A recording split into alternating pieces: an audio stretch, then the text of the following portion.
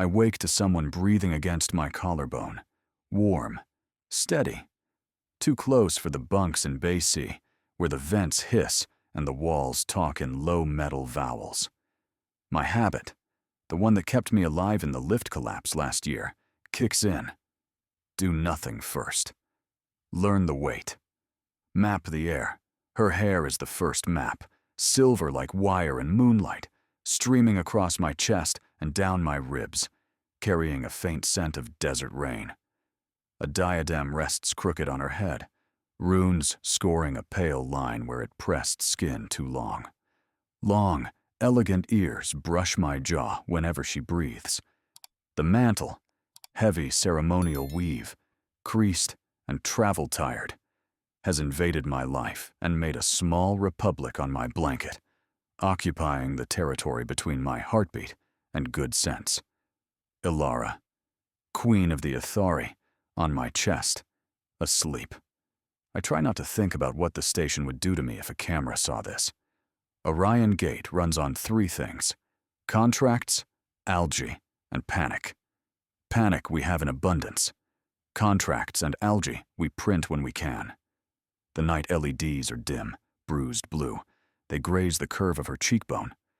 Outside the bulkhead, the habitat ring ticks as metal cools. Far higher, the cargo tethers sing a tired chord as a freighter turns. Overtime taught me to hear everything.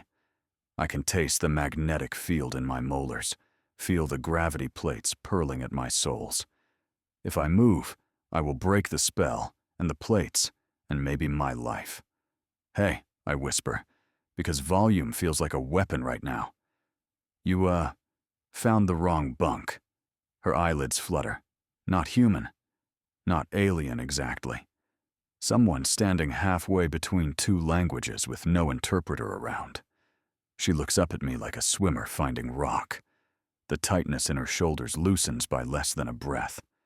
I notice because noticing kept me employed after they took away ladders and gave me diagnostics. You're quiet, she says. Not a compliment, a diagnosis. A relief spilling out of a queen who can't afford spills. I charge extra for that, I murmur. Jokes are cheaper than fear. I lift the thermal blanket, slow, respectful, and drape it over her shoulders. The mantle shifts, a planet rearranging its moons. My fingers stay careful. Hands know protocol even when brains don't. She exhales. The warmth lands on my sternum like a bird. The crowds, she murmurs. They're storms. Here, it stops. Lucky me, I say.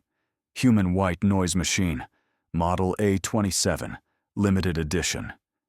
Her mouth does something I don't have a maintenance term for. Not royal, not rehearsed. An honest bend. The diadem tilts. The etched runes catch the light and throw a river across her temple. We talk the way kids talk under blankets when they're supposed to sleep, careful not to attract adults or alarms. She tells me empathy isn't romance, it's logistics. Every room is a public square. Every face drags a weather system through her bones. Every argument leaves a bruise she has to smile through for the photo op. She envies my stillness the way workers envy lottery winners. I tell her about the graveyard shift on Deck 9, where the coolant pumps sing different on Thursdays. About the scooters in Bay A that shriek like banshees until the ads shut down at Orcs and the station finally swallows its tongue.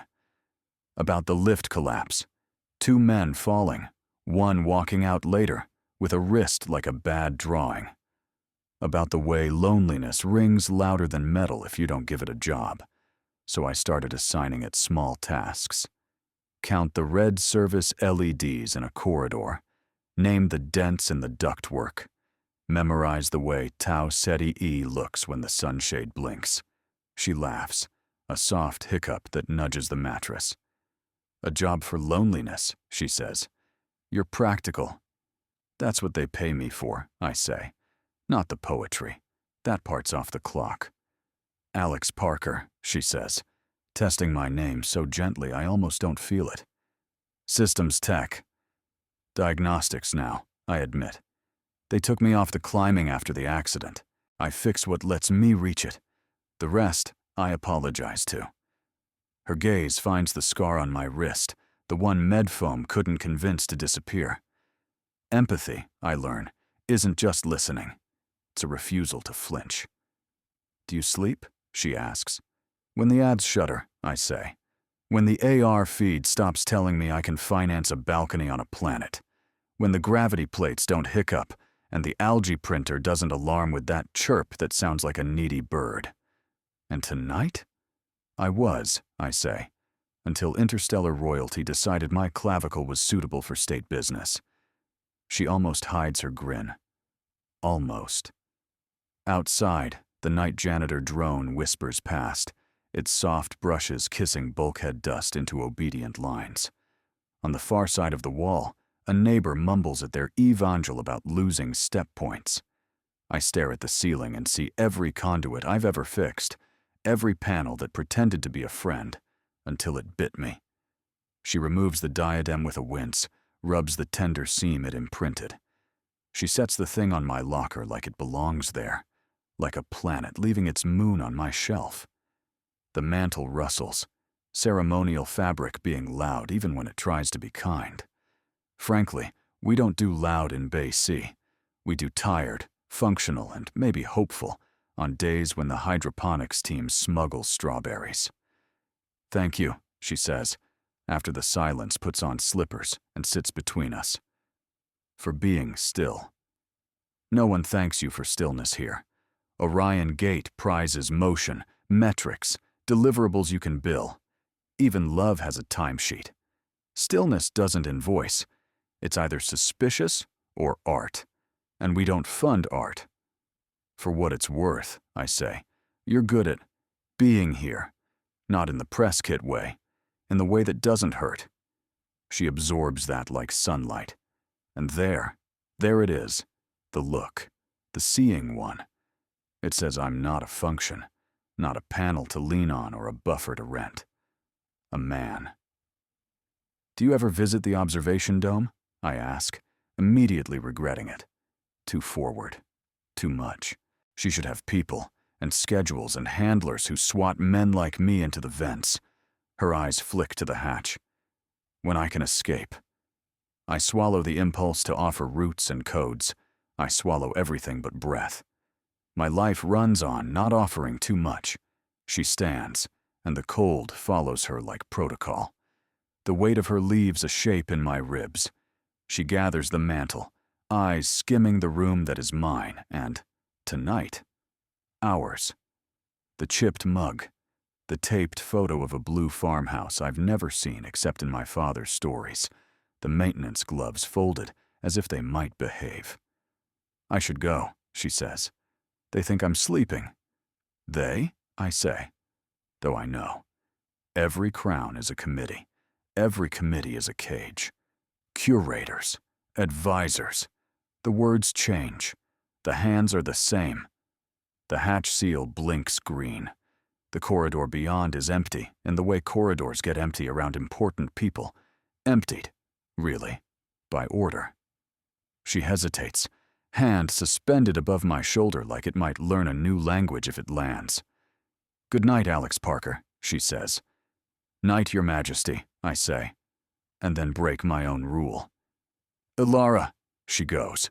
The hatch kisses shut. I lay there, counting the seconds it takes the janitor drone to make the loop. I try to blame the heat in my chest on the thermal blanket. I fail. The station hum threads the room, a contented machine cat. In the ceiling panel above my head, a tiny service LED blinks green. Green. Green. Alive. Alive. Alive. By the time the morning alarms start nipping at Bay C about shift turnover, I'm still awake. Not waiting for protocol. Waiting for night. Waiting for the look. The day pretends to be normal until the floor forgets us. I'm in Corridor K, one of the skinny ones with pipes showing their ribs, scanning a temperamental valve that swears it isn't leaking. Orion Gate hums around me, well-fed and moody. The AR ads are awake, whispering balcony mortgages at people who don't own ceilings. I file a ticket, curse the valve in a dialect only valves understand, and head toward the central lift. 2 turns ahead, a ripple moves through the crowd like a thought. I don't see her at first. I feel the quiet. Ilara steps out from a knot of handlers, mantle folded into travel form, diadem straight again. Her gaze touches 3 people, settles their fear, skims me, and sticks like a magnet refusing to let go. "Systems tech," says a handler into her ear in the please don't touch tone. "We should keep..." Then the plates cough. It's not a full failure. It's a hiccup the way a heart hiccups after bad news. A sharp ping from the deck, a shudder in the bones. The second pulse is worse, like the station miscounted and paid gravity late. People float an inch, then 3. A bag of oranges becomes a constellation. The world flinches. I grab the handrail and push toward her because I'm stupid, or because I'm precisely what I say I am. Maintenance. It's reflex. I reach her as her foot leaves the deck. Her hand misses the rail. She rotates, mantle blooming, eyes widening not in fear, but in calculation. How to fall politely. I catch her at the waist, and, for 1 heartbeat, we hang. Weightless. Close enough to see the hairline fracture in the enamel on her left canine. Close enough to smell the desert rain again, and something sharper. Ozone, or a crown's electricity. My gloves skid over ceremonial fabric and feel heat like a live wire. Her fingers find my shoulder through the jacket, nails surprisingly blunt, pressure anchoring both of us to the idea of down. Her empathy tastes me. I don't know how I know that, but I do, like a warm ripple running over a stone. She drinks my contained worry, my catalog of fixable things, my stupid, stubborn happiness that I got to her in time. In return, I get a wash of gratitude that makes my ribs lift, curiosity that tickles my throat, and, there, an ember of something dangerous we both pretend is academic interest. The plates settle. The hiccup coughs itself into a sheepish hum. We drop the rest of the inch like someone remembered to pay the bill. People laugh the laugh that means not dying yet. Oranges rain softly. A child applauds. I don't let go immediately. Neither does she. "Are you all right, Your Majesty?" I ask, voice grazing ceremony because everyone's watching.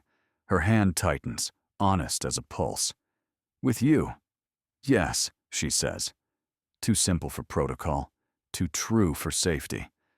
Security clatters around the corner late and loud. The handler speaks in commas. "Your Majesty, the schedule, the delegation, the press." Ilara steps back from me, not far, like the distance is a contract clause she intends to break later. She scans my face, checking for injury I refuse to admit exists. Her eyes catch on my mouth, then jump to my gloves, as if embarrassed on my behalf. "You always arrive when things fall," she says. "It's my brand," I answer.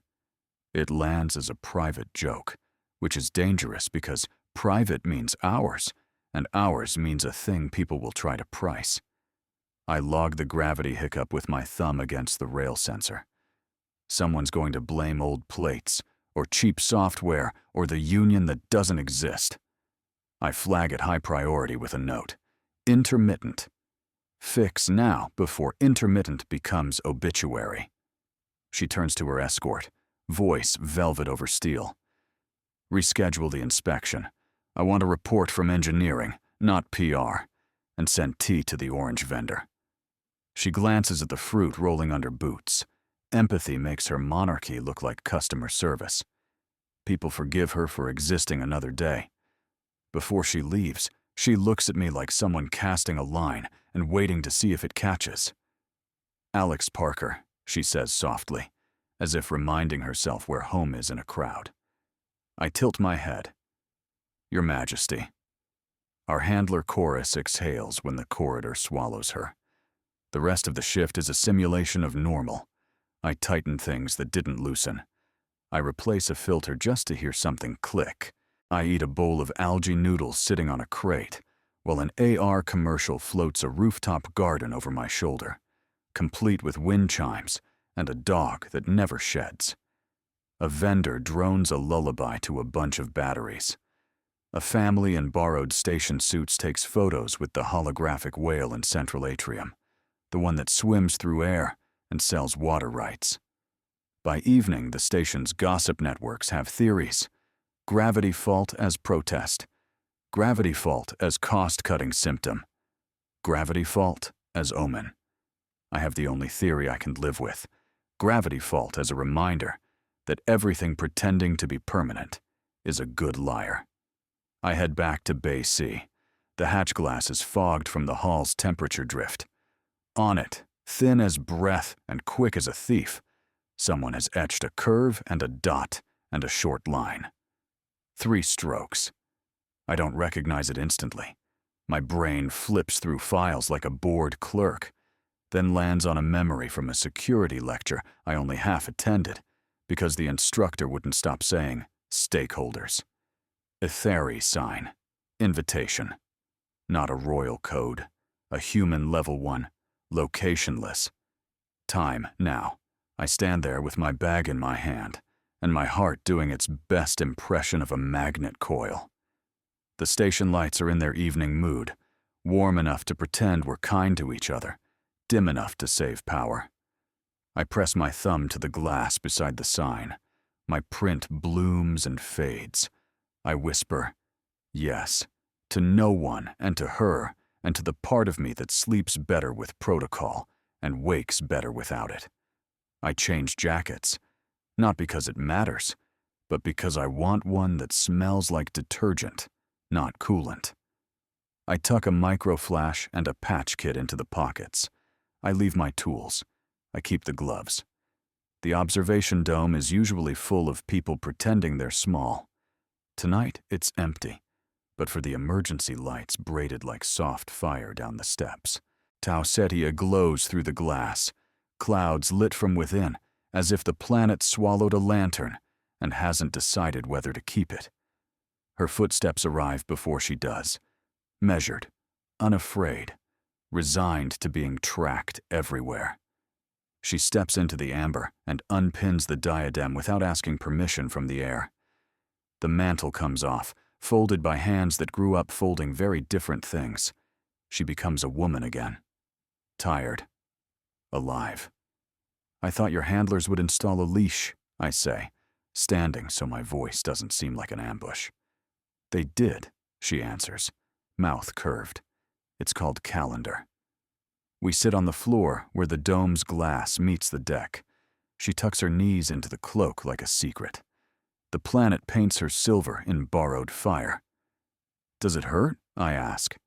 The crowd storm? Like holding everyone's breath at once, she says. Yours is different. Like a lake with no wind. I've been accused of being boring, I say.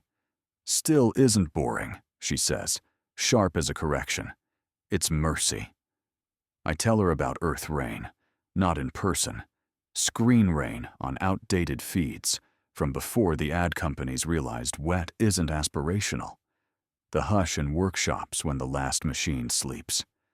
The way sleep used to arrive when I was 12 and my father snored on the couch because the day had taken all his nouns. I don't mention the ache that eats holidays. She's an empath. She can read it. I don't have to say it aloud to taste it. She tells me about singing spires the Ethari build on cradle worlds, towers that hum a city calm when it forgets. About learning to separate her own weather from the sky she walks through. About the curator who raised her like a project. Efficiency, optics, airs. You were born to it? I ask. No, she says, then stops, like the story hit a legal fence. Chosen. Taken. It depends on who signs the document. Silence counts the bolts in the dome. I reach up and brush a strand of hair away from her ear. It's an outrageous thing to do to a queen. It's the smallest thing anyone has ever done for her. Her eyes close. When they open, they're not royal. It's okay to just be tired, I say. She leans in until our foreheads touch. The kiss is not the prom kind or the movie kind. It's the first breath after holding one too long. Slow. Exact. She places her palm on my chest exactly where it rested that morning, as if my body contains a switch that turns off the sirens in her head. We laugh in whispers afterward, because the station might call it treason to enjoy something not in the work order. We trade childhood ghosts. She feared silence. I feared being useful only while young. We promise nothing. We stay anyway. A diagnostic chime bleeds through the dome from somewhere in engineering, a tiny reminder that the world prefers to be broken. I ignore it. For a long minute, we are two quiet animals in a glass cave, while a planet stares back and pretends we matter. When we part, she looks steadier. I feel like I've been dismantled and put back together by a better mechanic. Tomorrow, she says. Not a question. If gravity allows, I say. It didn't stop you today, she says, and slips the diadem back on like a helmet you wear to survive cameras. We leave separately, because stories end easier than people do. In the corridor, I pass a security drone that hums to itself in lullaby mode. The hatch to Base C accepts my print like a friend. Inside, my room is the same shape it was this morning, which is a kind of miracle. On the glass, the sign she drew is gone. In its place, faint as a promise, is the smear of my own thumb. A new symbol. Not Ithari. Not human. Us. Night is a rumor the station tells itself. We dim the lights, hush the ads, throttle the freight. We never sleep. But I walk to the observation dome like a man with permission. I arrive early. I always do when something matters. The dome is a glass throat swallowing stars. The emergency ribbon lights breathe low amber along the steps. Tau Teti E floats beyond.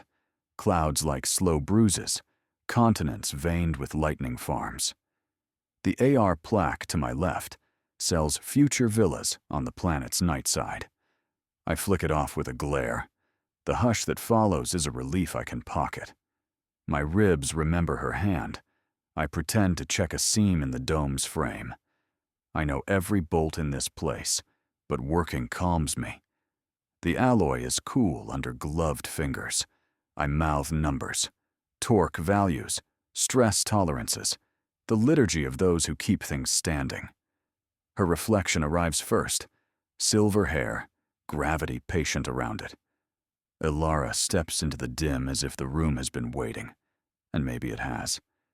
She unhooks the diadem with the same practicality I use on a stripped screw, winces at the tender line it left, and sets it beside my elbow.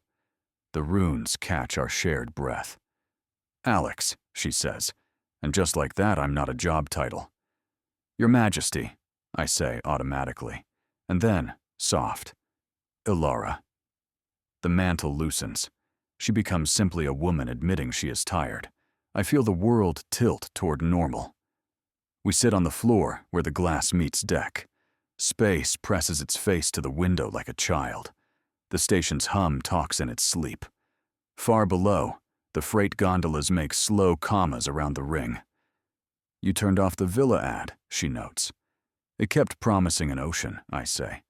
None of us are getting one. She smiles. We have seas that sing on my cradle world, she says. They learned it from the wind. Or, we learned it from them. The debate continues. Do you hear them now? I ask, half teasing, half literal. I hear this. She taps my sternum lightly with 2 fingers, then leaves her hand there. Warmth spreads under my shirt like dawn poured slow. A quiet place. I let the silence earn its keep. She leans her shoulder into mine, precise, like testing a bridge. The planet paints us in low fire. Close up, I see the tiny scar on her chin, the almost invisible fracture in her left canine. Imperfections feel like passwords. You asked if it hurts, she says. The crowd storm, it does. Not like knives. More like everyone asking me to hold their breath until they remember to breathe it again. And if they don't? I keep suffocating, she says simply. I take her hand, practical fingers, soft from royal care, yet nicked by a life lived in negotiations sharp enough to cut. You can put some of it down here, I say. Tonight. She exhales like I gave her permission she technically doesn't need. We had devices once, she says, voice a shade above whisper. Amplifiers, dampers. They worked too well. People stopped trying to be kind when they could just be managed. We broke them, very publicly. My curator called it a necessary loss. She smiles without humor. A lie that did good work. There's the first discovery. Not a toy, an ethic. They dismantled control to force compassion, or to perform it. I file that in the cabinet where I keep reasons to trust and reasons not to. I tell her about the hush inside workshops when machines go to sleep, about my father's couch snore, steady as a metronome, and the way 12-year-old me felt safe because the sound meant the day would not ask any more from us. I tell her about the lift collapse and the second after, when my coworker's hand left mine because physics made a decision without consulting hearts. How my bones hum louder now, like they remember falling. She listens with her whole face. When I run out of words, she doesn't fill the gap with advice or apology. She leans closer and touches her forehead to mine. The kiss is slower than hope. We meet a fraction at a time, as if each new distance crossed needs consent from the past. Her palm settles on my chest exactly where it rested that morning, the spot where stillness lives. I feel the storm inside her soften, not end. Storms don't end, but ease like a shoulder under a lifted weight. When we part, her eyes are damp and amused. We're terrible at pretending it's duty, she says. Maybe we're good at choosing anyway, I say. We sit with our foreheads touching until the glass fogs with two human patterns. I trace a circle in it with a gloved thumb. She leans back, studies the sketch. A messy planet. You don't like crowns, she says, not accusing. I don't like cages that call themselves furniture, I answer. But I like the person under the metal. Her laughter shivers the air. My curator would say I am the metal. She collects medals, titles, accords, debts. She built me like a bridge between storms, useful, admired, inspected quarterly. Alara's mouth twists. There was a contract once, with Earth. Trade, transit rights? Something meaner, she says. An exchange of silence. We agreed to mishear certain cries. In return, we were allowed to build spires in orbit and call it friendship. She looks out at Tau Ceti E, eyes hard. I signed it with a heart I thought was mine. Second discovery. A treaty made of willful deafness. It explains the shadows in our station budgets, the missing crates, the unasked questions when ships vanish, and the press calls it fog. Anger walks a slow circle in my chest, like a patient wolf. Why tell me? I ask. Because I am trying to stop being a contract, she says. Because your quiet gives me a place to lay down a weapon. She glances at her diadem. Because I want to kiss someone without it becoming a clause. Consider it an unbillable. We share a grin that will live under my ribs for years. A tremor runs through the deck, tiny, like a giant clearing its throat politely. The dome's status light blinks once. Someone, somewhere, rerouting power. The station is never entirely ours. Look, I say, pointing. A freighter turns beyond the ring, its radiators unfolding like red wings. The light washes our faces. She watches like a child allowed to keep her own wonder. I'd planned to show you something, she says shyly. Show me anyway. She draws a thin cylinder from the edge of her mantle, clicks it once. A band of pearled light unfurls above her palm. No projector, no AR tag. It's real, or as real as light can be. The band vibrates softly. My breath slows without asking permission. Athari heart thread, she says. We weave them in winter. They sing a room calm. The thread senses the station's hum and finds a harmony inside it. My pulse aligns. The dome stops feeling alone. Third discovery. A technology that tunes hearts instead of buying them. It's gentler than the dampers she confessed to and truer. She could sell 1 million of these and retire on a cloud. She doesn't. You can keep it, she says, reading me reading it. If I do not ask you to use it on me. If you promise to never use it to win an argument.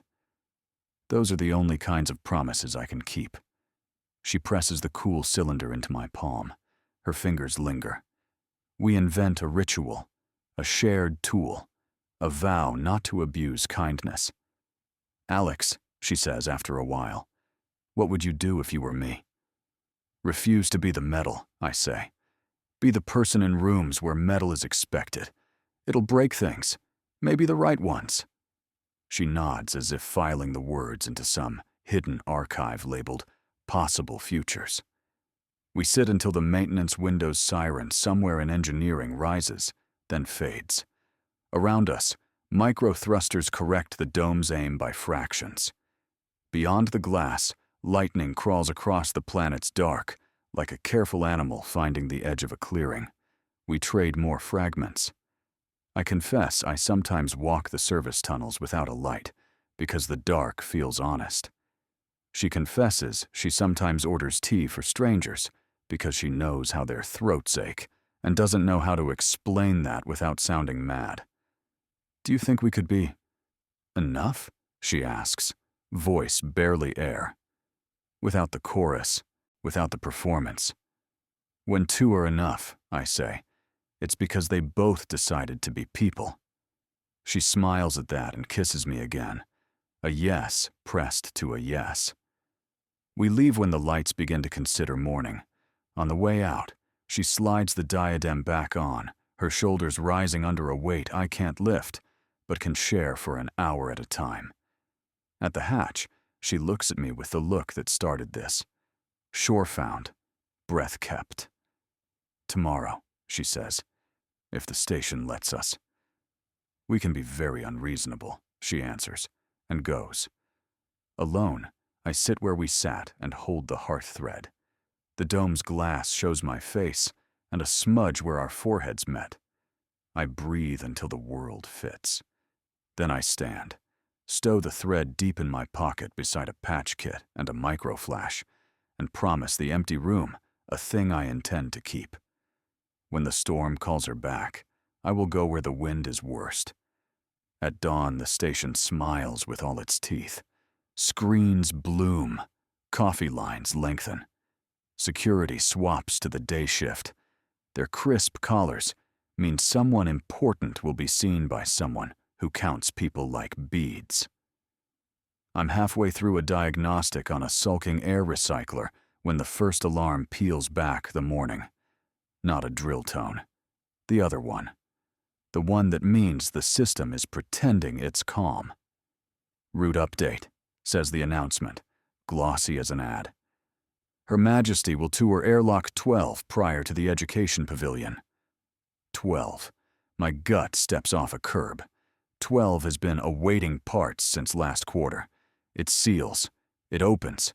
It occasionally forgets which it is. I filed it. They filed me. I wipe my hands on my jacket and start moving. People flood toward the safe spectacle. Children with blinking crowns. Clerks brave enough to angle for photos. Handlers counting risk like calories. I thread the current. The hatch to Service Tunnel G is supposed to be blue-lit and bored. It's red and attentive. Alara glides down the corridor 10 meters ahead, diadem straight, mantle disciplined into ceremony. Her walk is a treaty. Her eyes are not. She turns once, like she heard my thought. Our gazes meet. A storm passes behind her face. fear skinned as strategy. Her empathy has already tasted the air and found the metal in it.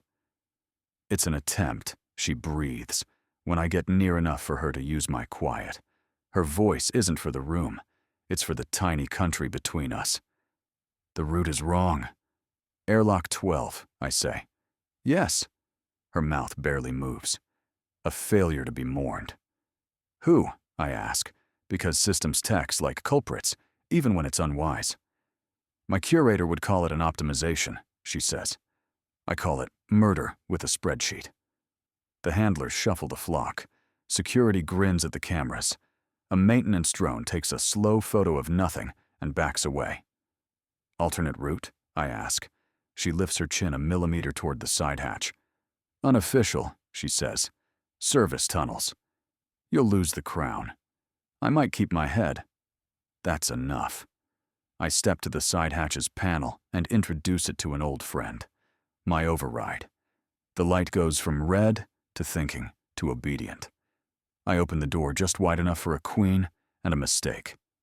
Your Majesty, a handler scolds, voice sweating. The press awaits. Let them, she says, then adds, for the microphones. One moment. A dignitary is unwell. That dignitary is me. I gag convincingly. It helps that fear has decided to be useful. We slip through. The door breathes shut. The tunnel smells like coolant and secrets. Lights pulse every 5 meters. The rhythm of a heart pretending not to race. Pipes run like ribs. Condensation maps continents on the floor. Left, I whisper. Then down. We skirt the recycling bay and pop out at Dock 6. Dock 6 holds an antique, she says, surprisingly calm. A tug that wasn't decommissioned because someone kept finding reasons to forget. I collect lost tools, I say, just in case the world remembers. We move. Her mantle snags. I rip the clasp free and shove the fabric into her arms. Ceremony is a fire hazard. She accepts that without offense, wraps herself in my work jacket instead. The sleeves are too long. She doesn't look smaller. She looks truer. Behind us, boots, voices, polite urgency evolving toward orders. My name exhaled like a sin. Alex Parker, please stand by. We pass the old sign where a painter once wrote, "No kings past this point," and a manager stenciled overwrite in gray on top. The station breathes around us, an animal deciding whether we're blood or burr. Why 12? I ask between turns. So public. A lesson, she says. Accidents are good teachers. They don't talk back. You'll be blamed. I was built to be blamed beautifully, she says. The words don't tremble. They dent. But not today. We cut through a storage bay stacked with boxes labeled filters and hope in a handwriting I recognize as a joke from Nightside. The intercom coughs out a script. Due to an unforeseen technical issue, Her Majesty's tour has been adjusted to ensure maximal safety, and maximal, I mutter. That word always smells like bleach. Bleach has at least washed a wound, she says. This only washes a story. A drone sweeps into the bay, yawning light across pallets. I drop behind a crate and pull her down with me. Her shoulder wedges into mine. Her breath is neat despite the running. The drone's lens tastes the air, decides dust isn't news, and hums away. She squeezes my wrist. What if I'm wrong? She asks, a queen whispering like a kid under a stare. Then we'll look stupid at Dock 6. I can bear that. We hustle again. The tunnel narrows, crouching height. My ribs remember falling. My palms sweat like it's a ladder again. A child's drawing of a whale flaking from the wall forgives us for scuffing it. Someone's lost glove waits for a hand that won't return. Stop, I say, hand up. I listen. The world tells me it's liturgy. A pressure drop to the left. A temperamental fan 2 levels above. A pair of boots that know how to hurry without seeming to. Security, sure. And there. A signature I hate. the low systemic purr of a remote lock warming. "They're sealing Dock 6, I say. She doesn't ask how I know. She doesn't waste the breath. "Can you beat it?" "If the door likes me," I say, and sprint. I've navigated these junctions drunk, sad, and once concussed. I could draw them with my eyes shut. We take the ladder down 3 levels. My bad wrist protests, and then remembers loyalty. We slide beneath a conduit thick as a child's torso. At the last turn, a red light glares at us like a teacher. Dock 6, old metal, new rules. I jam my override into the panel. It coughs up a menu lovesick for a password. I whisper to it the way you whisper to animals you don't own. The lock hesitates. Somewhere above, a manager clicks a mouse and selects Secure. I select Obey me because I know your real name. The door grieves, grinds, and opens wide enough to argue. A voice knifes down the hall, parading authorizations. "Detain Parker!" My name ricochets. It sounds heavier than it did yesterday. I get the door the rest of the way with a push I'll pay for in the shoulder later. The dock air hits us, colder, big with ship breath. And there she is, tug looming, paint peeling, nose scuffed, engines old enough to vote. I kept her on the roster by adopting her paperwork and lying with sincerity. Ilara doesn't hesitate. She climbs like someone who was taught early that escape lessons are as mandatory as dance. I slap the hatch. It answers like a veteran, a complaint, and then compliance. "Do you know how to fly her?" she asks, already belting in. "I know how to apologize to her," I say, dropping into the chair. "Close enough." The dock door begins to think about closing. The intercom begins to believe in weapons. I throw breakers, wake batteries, beg old code. Lights come alive reluctantly, like retirees joining a parade. "Authorization required," says the tug in a voice I stole from a grandmother I loved. "You again, Alex?" "Me," I say. "Us." "Stupid boy," she says fondly. Launching is unwise. So is breathing, some days. Ilara's hand finds mine on the throttle. Her fingers are steady now. "With you?" I ask, formal as a vow. "With you," she answers, and presses our hands forward together. The tug growls. The clamps release. Dock 6's mouth yawns to a view of light and rotating scaffolds and a planet carrying its storms like jewels. A squad of security blooms in the doorway behind us, too late to be brave without looking silly. "Parker," one shouts, as if names can plug engines. "Stand down." "I can't hear you over our future," I mutter, and the tug slides free. We are motion. We are disobedience dressed in thrift paint. Orion Gate unfurls behind us, all banners and budgets.